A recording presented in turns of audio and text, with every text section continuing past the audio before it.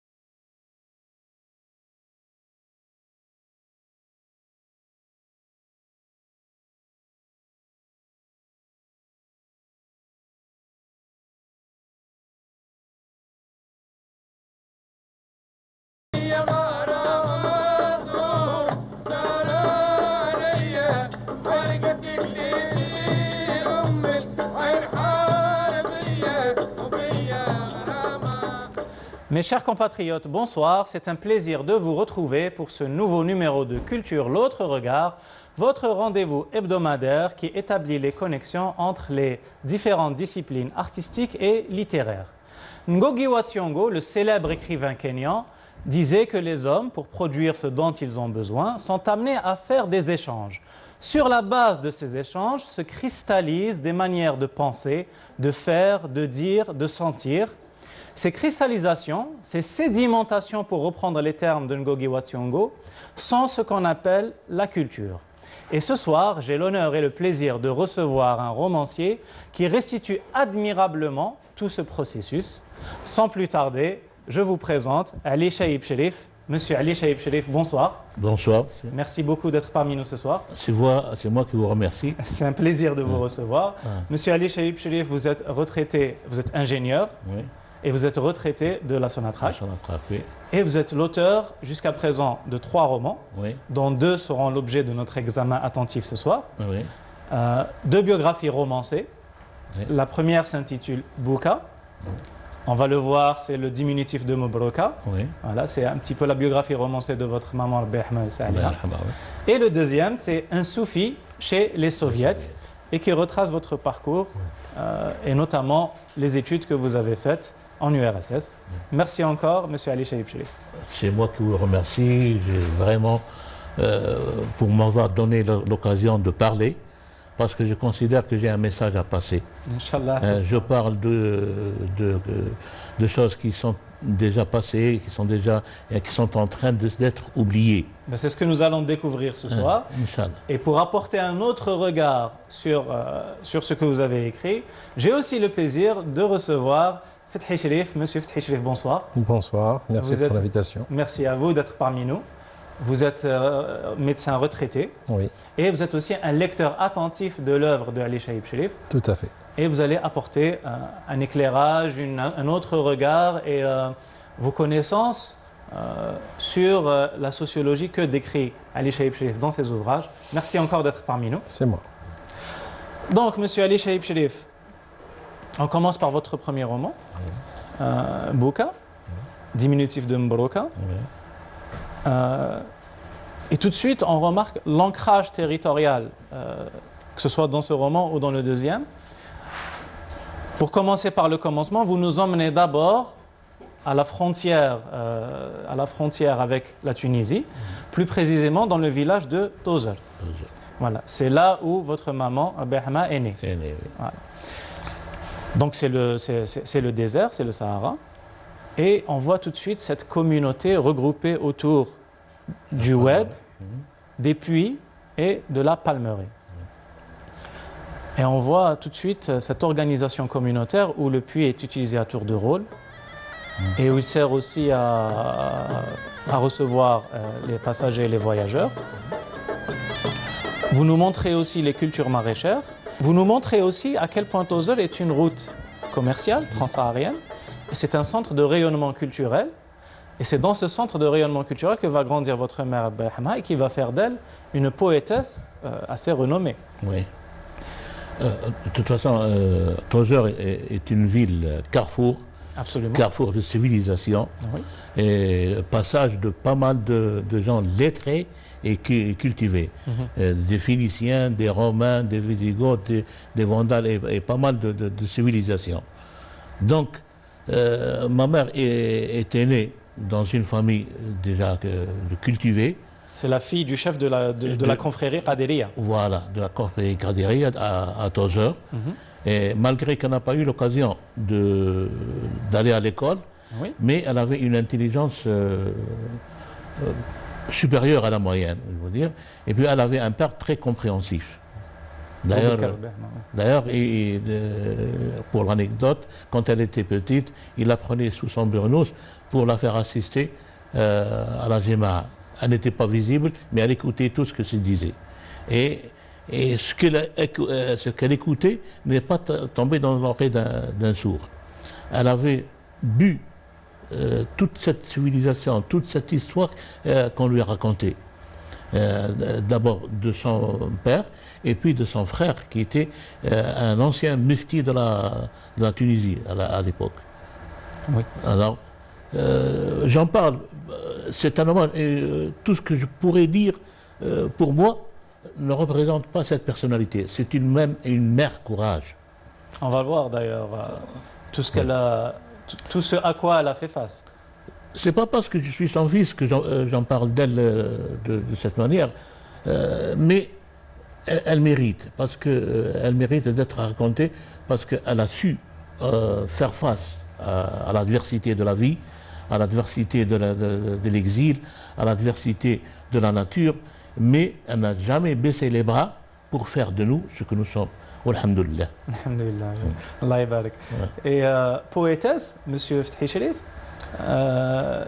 et on en parlait tout à l'heure, vous citiez une anecdote, c'est qu'on avait parlé d'Abdullah al-Munna'i, on aura l'occasion d'en reparler plus tard, et vous citiez une de ses fameuses chansons,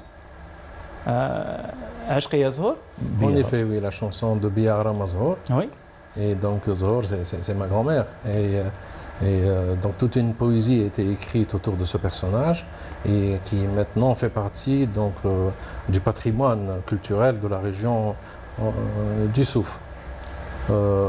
Moi, dans tout ce que j'ai lu dans les écritures de M. Ali, donc il y a une chose que j'apprécie beaucoup et que je vous ai dit tout à l'heure, je qualifie ça comme étant un musée temporel. Donc il décrit les choses avec une grande finesse, il cite beaucoup de détails qui malheureusement n'existent plus actuellement. Ce mode de vie n'existe plus. Donc ce mode de vie qui était c'était un mode de vie qui était dénué de richesse, mais la richesse elle était autre que matérielle. Et ça on le comprend tout de suite et vous allez si bien le démontrer. Inch'Allah, j'espère. Mais vous dites le mode de vie n'existe plus, mais l'anthropologie sur laquelle c'est bâti, ou l'anthropologie qui s'est bâtie sur ce mode de vie, elle est toujours là. C'est-à-dire nos mœurs, nos façons de voir, de sentir et de penser, elles sont toujours, tout à fait. Elles sont toujours là. C'est sur ces racines-là qu'elles se sont épanouies. Et poétesse aussi, dans les poèmes, ont été repris dans le patrimoine musical beaucoup plus connu. Régional, oui. Elle était d'ailleurs, à chaque fois qu'il y avait une naissance, un baptême ou un mariage, elle composait une chanson pour la famille.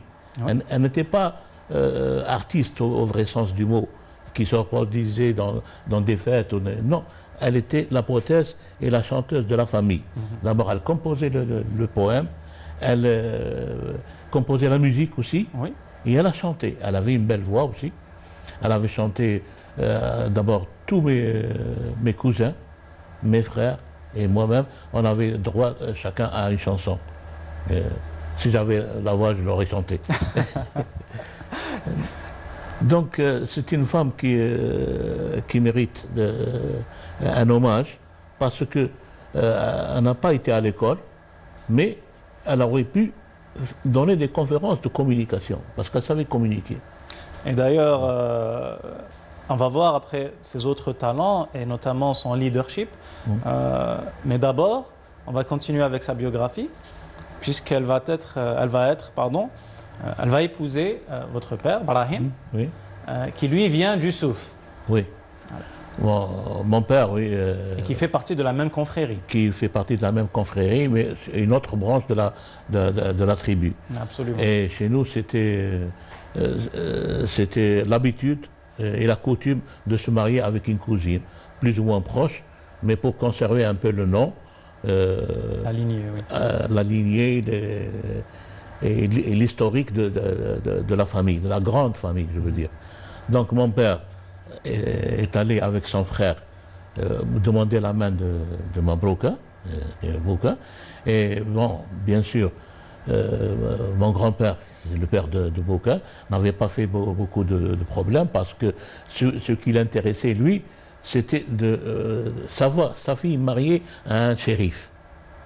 Pas, il ne cherchait ni la richesse, ni la notoriété.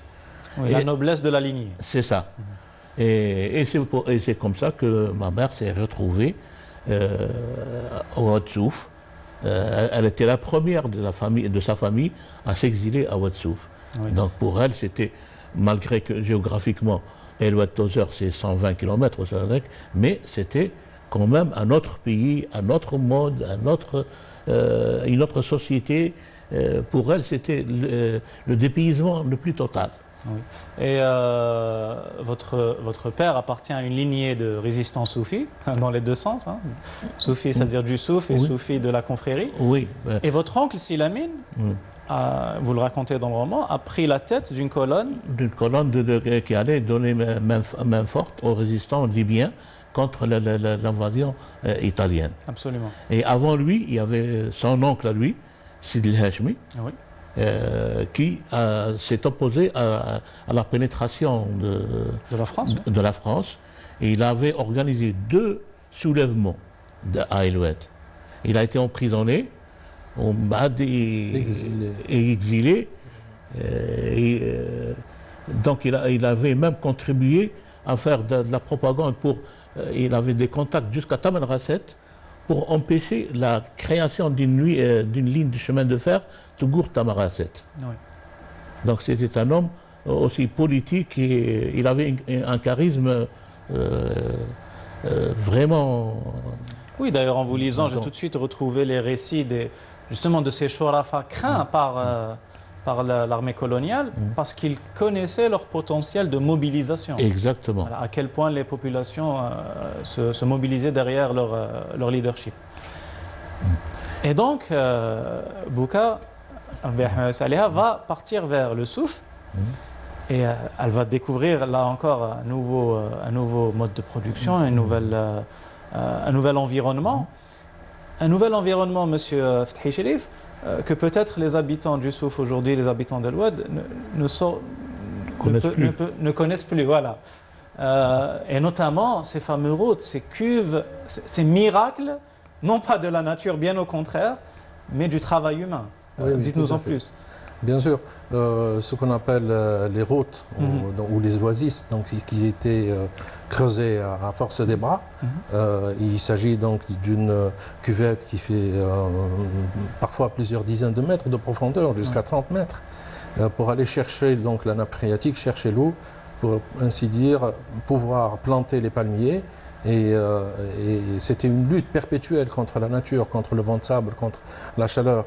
Et là aussi, donc, M. Ali, il le dit, il le raconte d'une façon très agréable. Oui, il dit quand Bouka arrive en vue de ces routes, elle n'aperçoit que la crête des palmiers, justement. Exactement, voilà.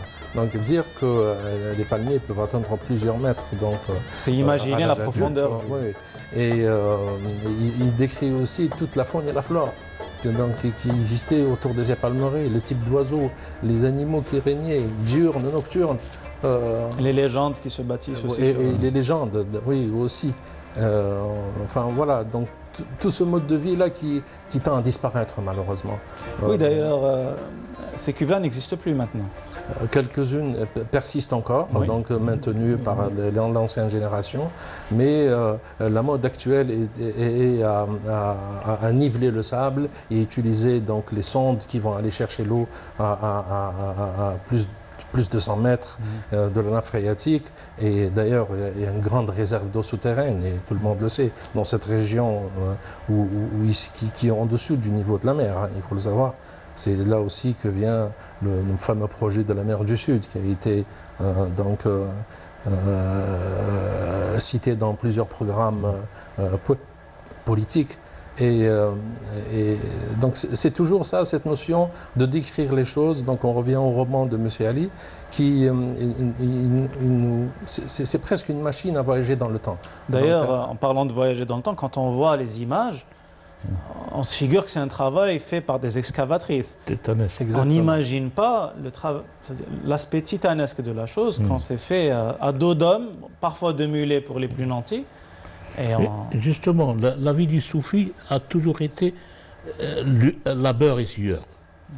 Le soufi, on dit, c'est comme la sauterelle. Il accroche n'importe quoi, il peut manger, se débrouiller sa nourriture de n'importe quelle chose. Vous citiez aussi un autre dicton populaire.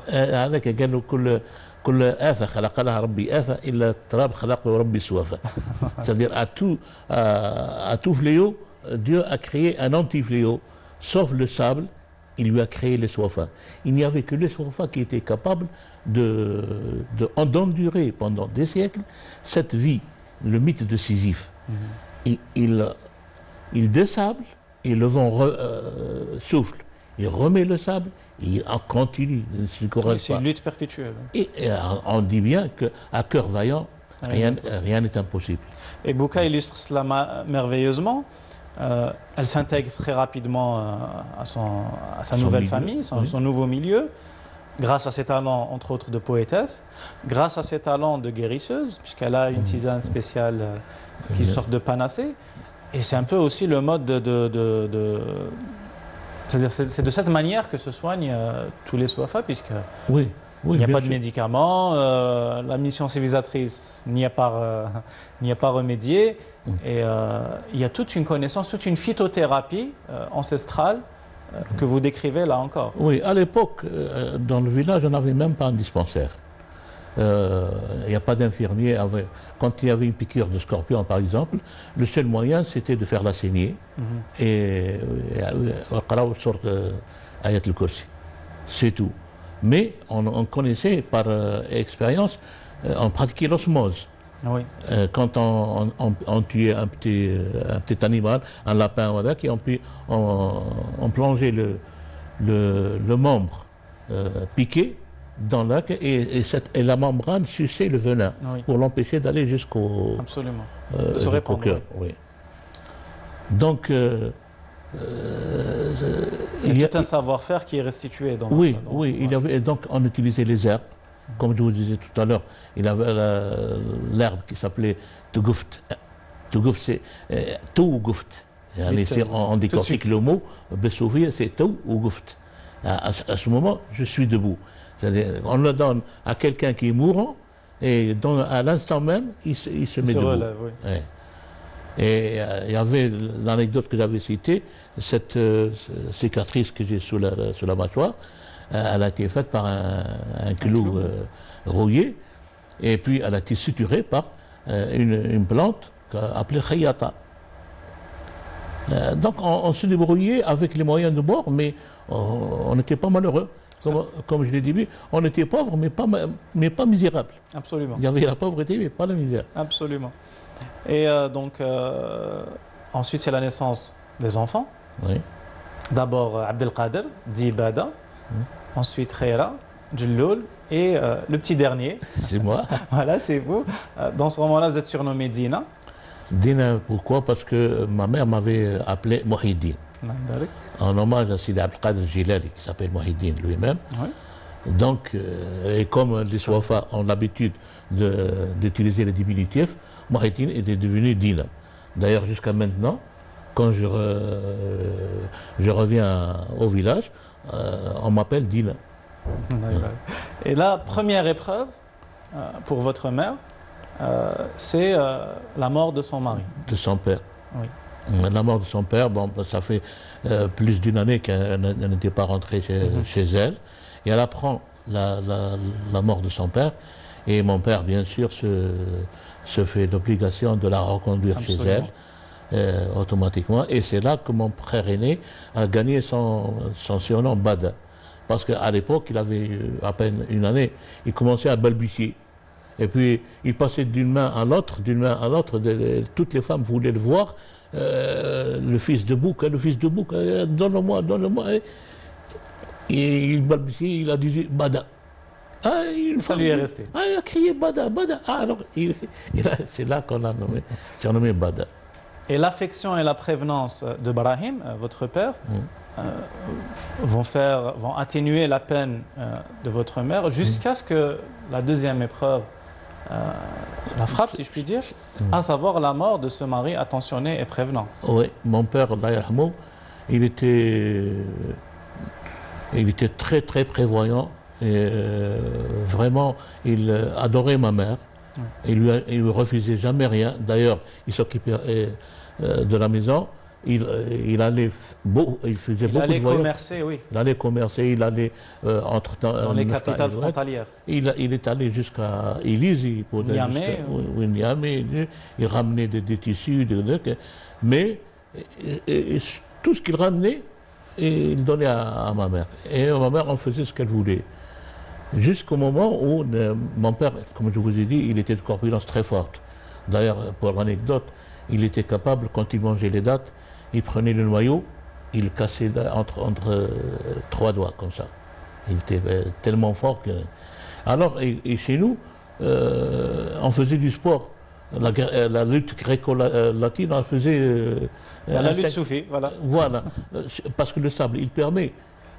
quand on tombe sur le sable, on se fait pas mal. Oui, c'est une tradition qu'on retrouve au Sénégal, au Mali. Voilà. Alors mon père, quand il était encore jeune, quand il avait épousé ma mère, il luttait avec un autre copain à lui, aussi fort aussi.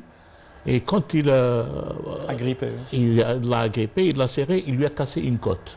Et comme la côte, elle se casse toujours vers l'intérieur, elle lui a blessé le poumon. Donc elle a perforé la plèvre, certainement. Et puis, comme il n'y avait ni médecin,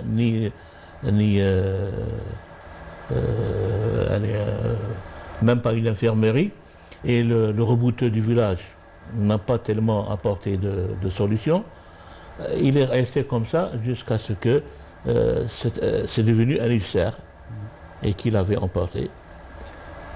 Votre mère, bien sûr, est chagrinée par cette perte, mais afin d'éviter à ses enfants le déracinement, elle va décider, non pas de rentrer chez elle à Tozeur, mais de rester à Amish, dans le village du Souf. Exactement, parce que pourtant, à Tozeur, elle avait des biens que lui avait légués son père. Elle avait une partie de palmeraie, elle avait une maison, de magasins et tout. Elle aurait pu vivre correctement à Tozeur. Mais elle s'est dit que je ne déracine pas mes enfants. Mes enfants sont soufis, ils resteront soufis. Alors, et mon oncle, son frère à elle, était venu pour la récupérer. Et elle a refusé. Elle a carrément refusé, donc elle est restée avec nous. Quand mon père est mort, il avait laissé quelques palmiers qui ramenaient, bon an, mal an, quelques 40 000 à l'époque. Ça nous permettait de faire un peu de provisions, d'acheter un peu quelques habits, et c'est tout. Mais on avait une solidarité agissante au village. On n'a pas Absolument. souffert de la misère, on n'a pas souffert de la pauvreté. On n'était pas des rois, mais on vivait bien. D'ailleurs, votre maman va organiser un atelier de tissage, puisqu'elle va installer 2 métiers à tisser dans les galeries de la Zaouia, où avec ses camarades, elles vont s'affairer. Mais fait saisissant, le produit de ce travail est soit partagé entre les productrices, soit offert gracieusement. Exactement. Mais il n'est jamais vendu. Vous dites dans votre deuxième roman que l'argent n'avait à peu près aucun rôle dans cette société. Dans la société, oui. Exactement, parce qu'on vivait en communauté. Tout le village était presque une même famille. Donc, et comme ma mère, comme je vous l'ai bien dit, le produit de tissage, c'était des burnous, des couvertures, il était distribué entre les femmes qui participaient, ou bien ça servait à faire des cadeaux à l'occasion d'un mariage, ou d'une circoncision, ou quelque chose comme ça.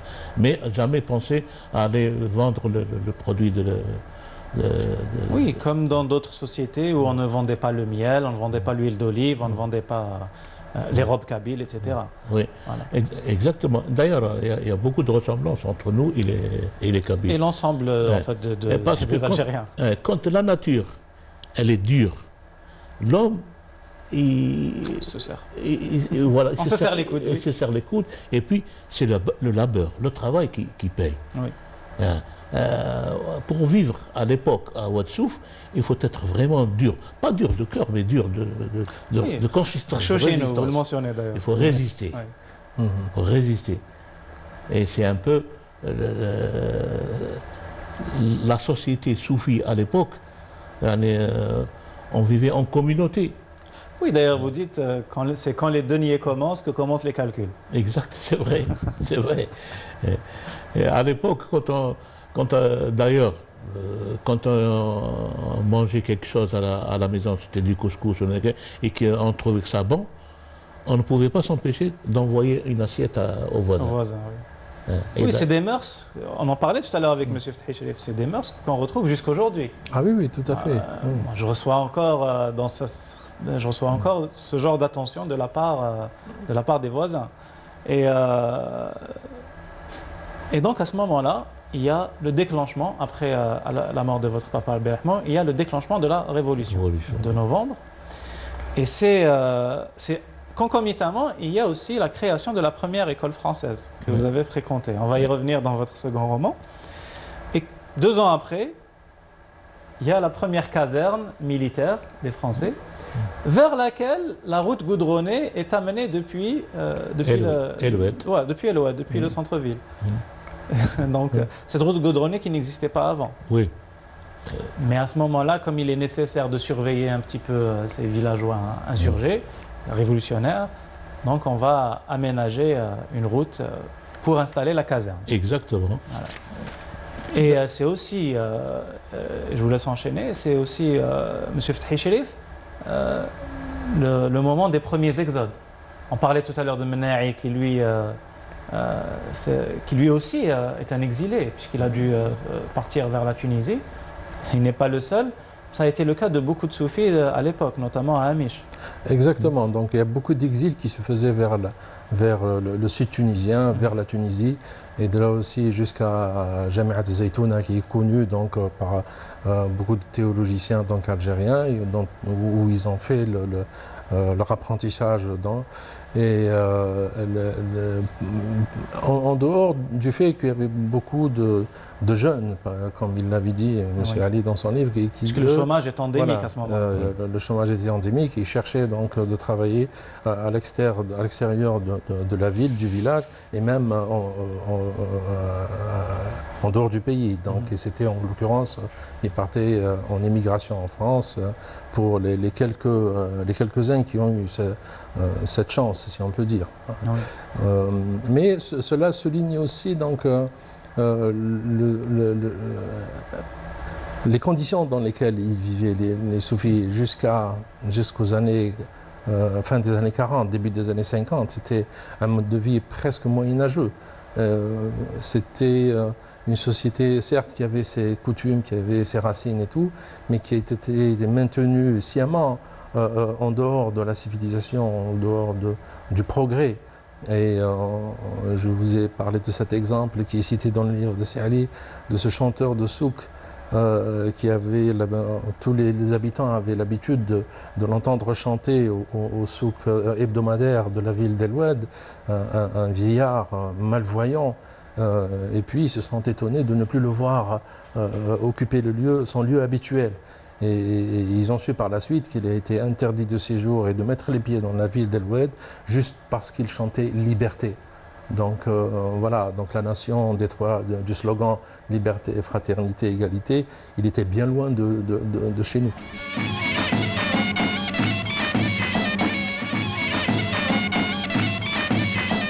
هذا زمان سكوت من تكلم الباطل ثبوت ومن تكلم الحق يموت. هبطونا من الماشينة كي الكباش يدمروا فينا، رحنا للمارينا باش الدوك دومال يسافر بينا، هبطنا للباب الجزيرة بالبرد عاول جميلة، الصباط مسمر في رجلينا والكبراني يحرم فينا. شوفوا شوفوا يا د الناس هذا القرة بتاع الجناس،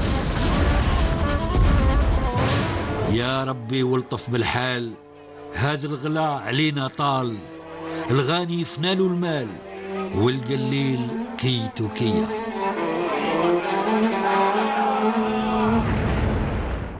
Donc c'est la révolution, c'est aussi l'exode. Et Abdelkader dit Bada, lui aussi va chercher du travail à Sfax. Oui, Sfax, pardon.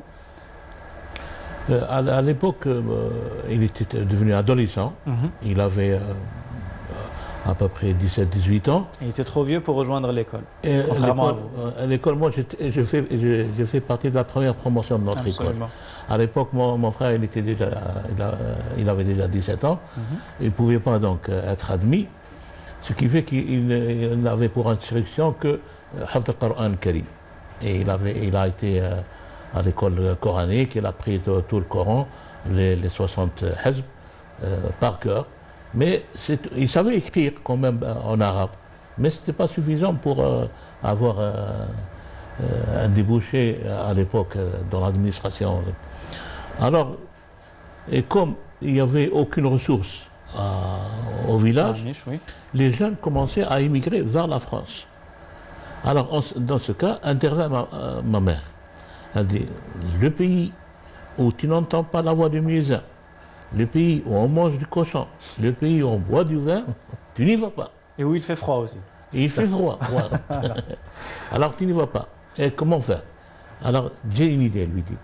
Tu vas aller à Sfax, il y a quelqu'un, M. Touhami, qui avait été élevé à l'époque par notre père. Et il va là-bas te prendre en charge et il te débrouillera un emploi peut-être dans une huilerie ou dans une savonnerie de Sfax. Et c'est là où il va rejoindre d'abord les scouts et ensuite l'ALN, l'armée de libération nationale. Et comme à Sfax, bon, c'était un peu le même topo qu'Amish, il n'a pas trouvé de travail. Il est revenu donc à Nafta, il était resté entre Nafta et Tozeur. Et comme à Nafta, il y avait un lieu de recrutement de l'ALN, tenu par notre cousin, c'est Kamel. Là, il était donc, mon frère était plongé dans l'ambiance révolutionnaire. Et comme il était trop jeune pour s'engager, on lui a donné les scouts musulmans à diriger. Et les scouts musulmans, il y avait une petite bibliothèque, il y avait un peu quelques livres d'histoire. Ça lui a permis de se documenter un peu. Et comme il voyait les jeunes s'enrôler, et quand il revenait de mission ou de combat avec il voyait, il s'est dit qu'ils ne sont pas plus jeunes que moi, plus vieux que moi. Oui, pourquoi pas moi? Oui. Pourquoi pas moi? Et qu'est-ce que je suis en train de faire ici? Alors autant mourir pour la patrie que mourir de faim. Alors il s'est engagé secrètement, sans rien dire à ma soeur, ni à la famille. Ni à la famille. Il s'est engagé avec... Les petites facéties du destin, dans un accrochage justement aux frontières libyennes avec l'armée française. C'est là où on récupère sa carte d'identité. Oui. Il y a eu une grande bataille à Bir Roman. D'ailleurs, ça sera... c'est l'objet de votre 4e ouvrage. Oui. Ouais. À Bir Roman, il y a eu 150 shahids. Donc, quand la France a ramené le trophée, il y avait sa carte d'identité et sa montre. Et la nouvelle va arriver aux oreilles de votre maman. Oui. Et vous dites en une semaine. En une semaine, j'ai vu ses cheveux blanchir. Carrément, je pensais qu'elle était devenue folle. J'étais à l'époque seul avec ma mère dans tout un pâté de maison vide, c'est l'ancienne Zawiya. Oui. Et pour ne pas me chagriner, moi, pour ne pas me causer de peine, elle sortait la nuit dans le patio de la maison et commençait à donner libre cours à ses larmes et ses sanglots. Et ça a duré pas mal de temps jusqu'au jour où elle reçoit une lettre. Je reçois une lettre. Un anonyme tape à la porte, il apporte une lettre. Mabrouk est là, oui, il y a une lettre pour vous. Oui, qui êtes-vous? Merci madame, il disparaît. La lettre était de mon frère Bad. Et là, il écrivait qu'il était en bonne santé, qu'il était dans les rangs de l'Aïlène, maintenant il avait un pseudonyme, il s'appelait Saïd, et qu'il ne faut pas écouter donc, tout ce qui se racontait et tout ça. Et c'est là où j'ai envie un petit peu d'embrayer sur votre 2e roman, puisqu'on va voir la raison pour laquelle vous n'avez pas, vous, l'un des meilleurs, sinon le meilleur élève de votre classe, la raison pour laquelle vous n'avez pas pu lire la lettre. Mais d'abord, je me tourne vers nos chers compatriotes pour lancer la rubrique Mohamed Dib, la rubrique Ombre gardienne. Je vous retrouve tout de suite après le jingle.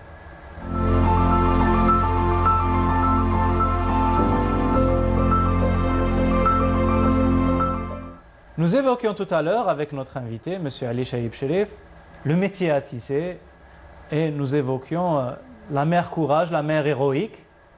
Donc ce soir, je vais vous lire un petit extrait du métier à tisser justement de Mohamed Dib où Omar, seul au milieu de la pluie qui tombe, seul éveillé bien sûr, au milieu de sa famille, va justement évoquer cette mère courage. Je vous laisse apprécier. Omar eut soudain le sentiment que quelque chose guettait dans les ténèbres. Il fut enveloppé d'inquiétude.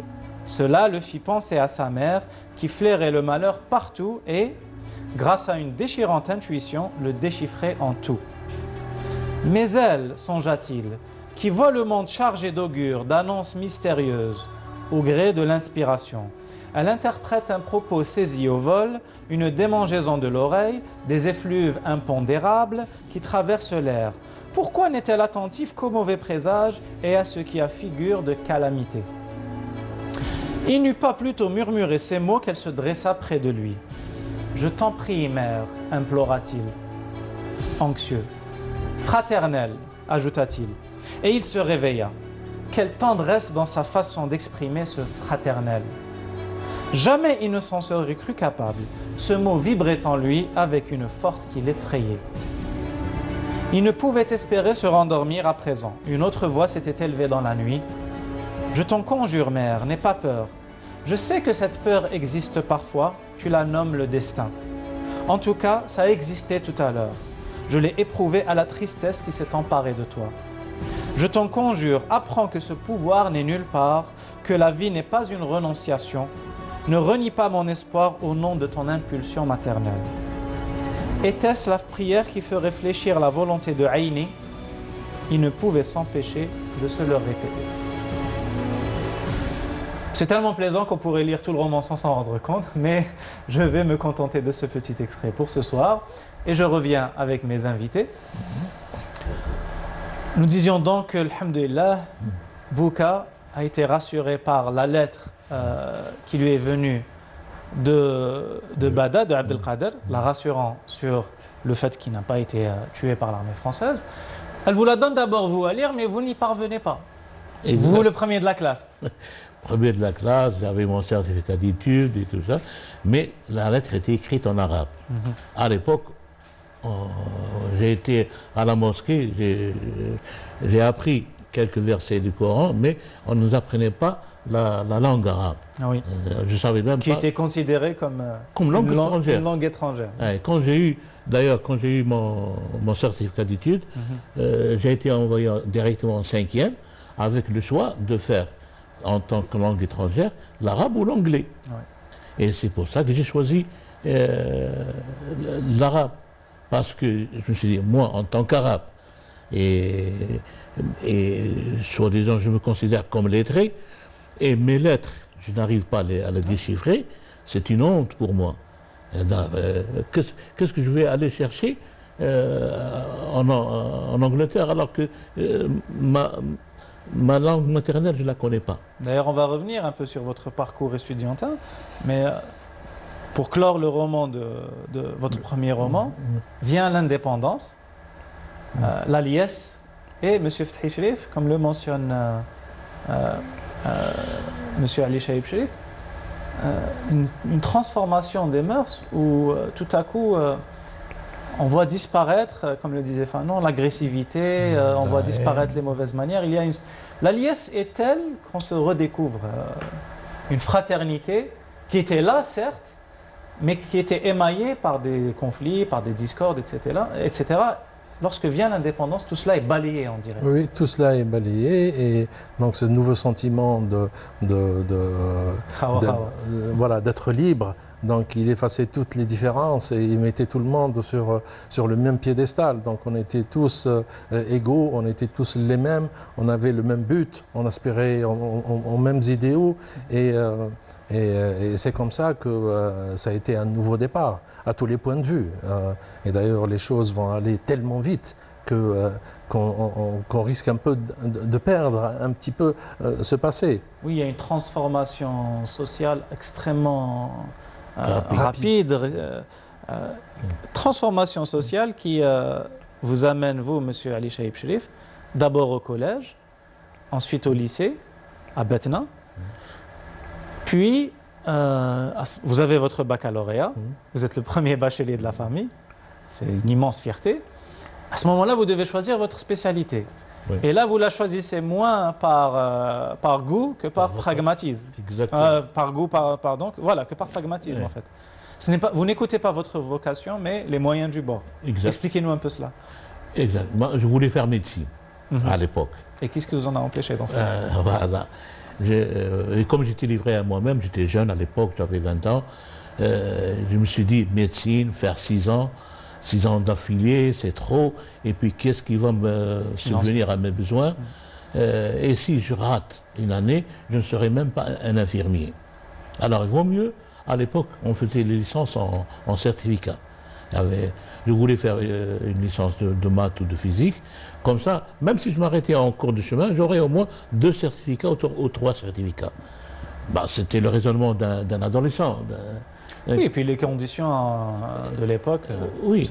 Des études poussées pendant 6 années, aux frais de qui? Oui, exactement. D'ailleurs, comment je me suis retrouvé à... D'ailleurs, vous-même, en tant qu'universitaire, vous étiez boursier. Oui, justement, comment je me suis retrouvé à Alger. D'ailleurs, j'en reviens à M. Fethi. Quand j'ai eu mon bac, il y avait son père, mon propre cousin, qui était venu à Aïlouette. Oui. Et il m'a félicité. Ah, tu es le porte-fanion de la famille, tu es le premier bachelier, il m'a gonflé. Et maintenant, qu'est-ce que tu vas faire? Ingénieur, médecin, moi, je vais enseigner. Oh, comment ça tu vas enseigner?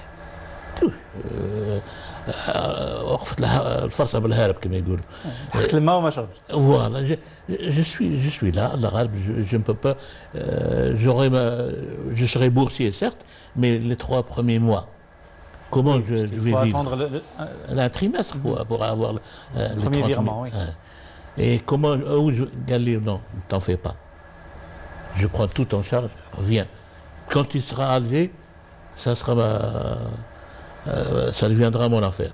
Et c'est comme ça que je suis devenu à Alger.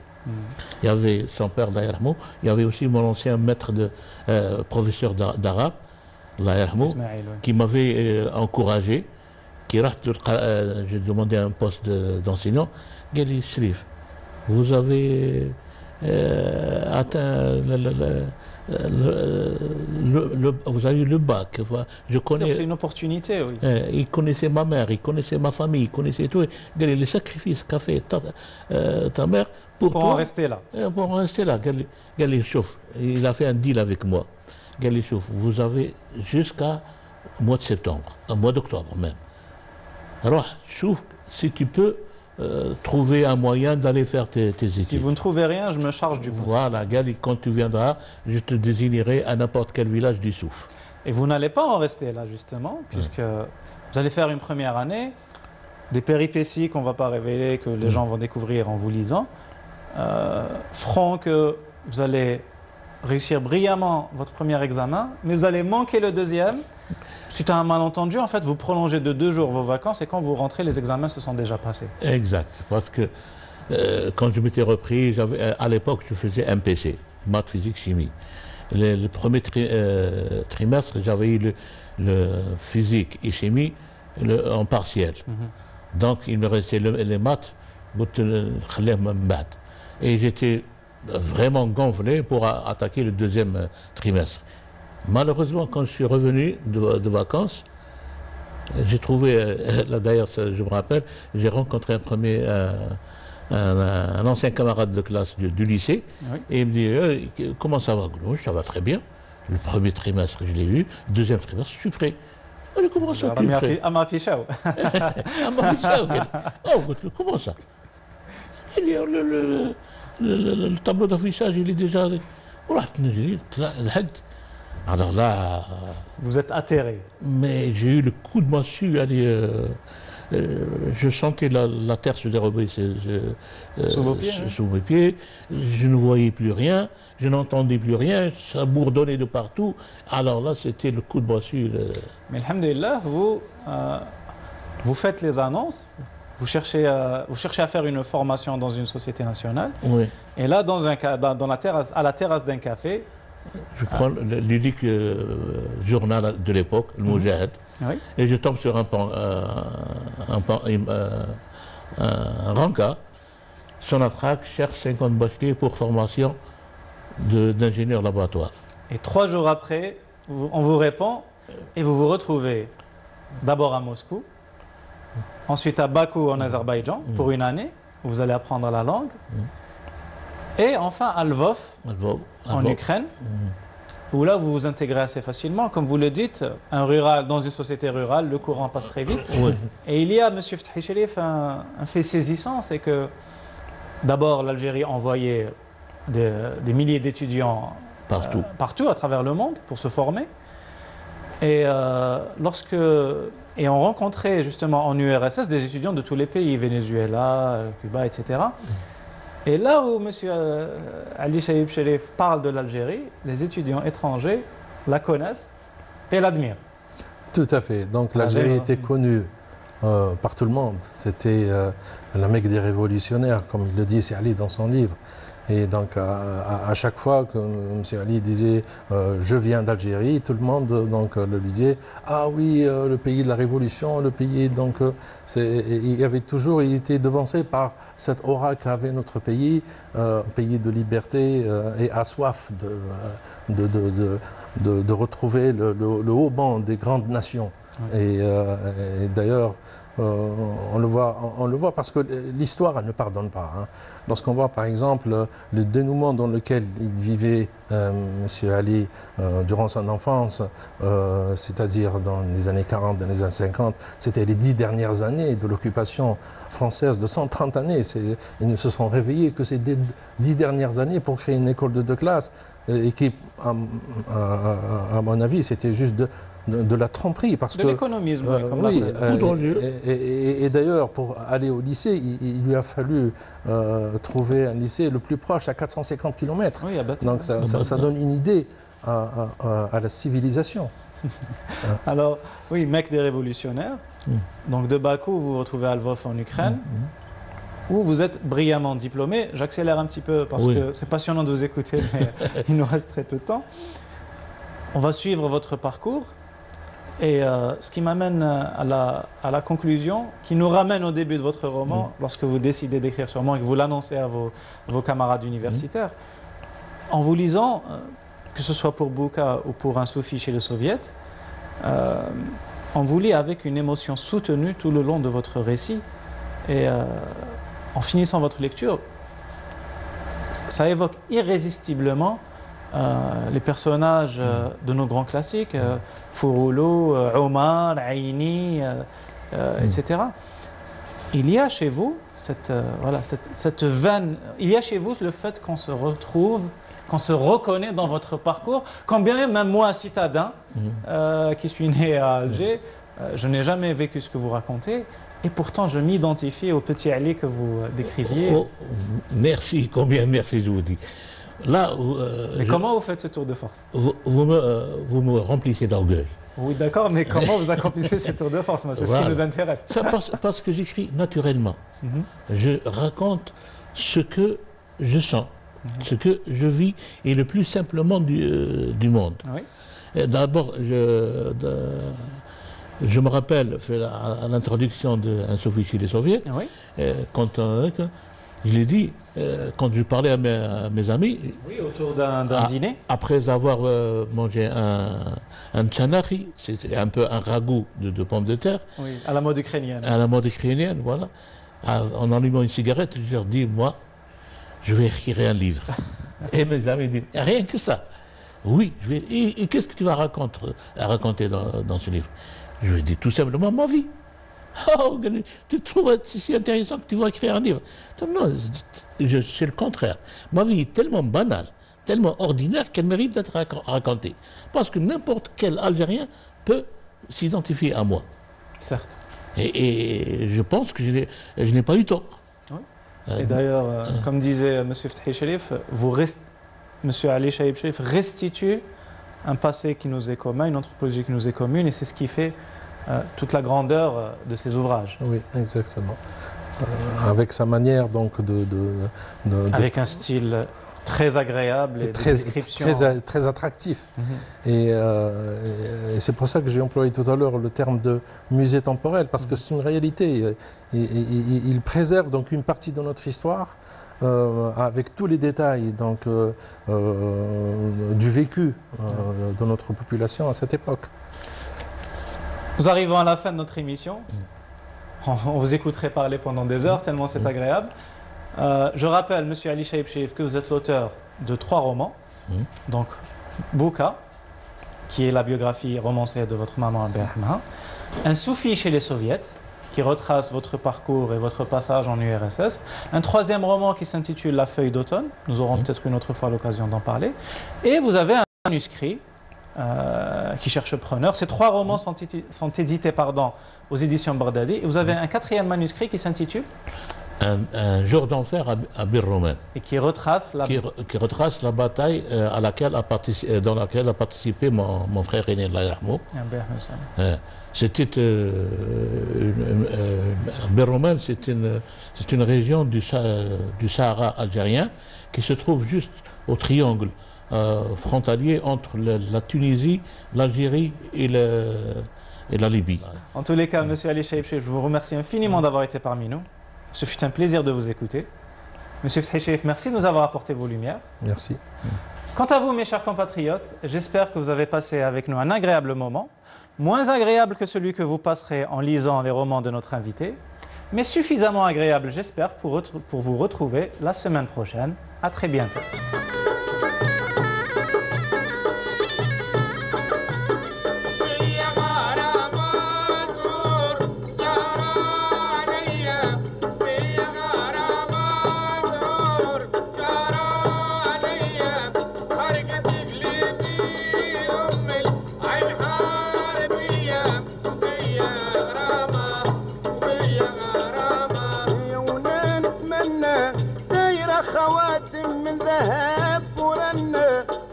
خميسة درجها بالهلة عينت بنت طالب وروحها فردية وبيا غرامة وبيا غرامة بيا غرامة دور جارة عليا بيا غرامة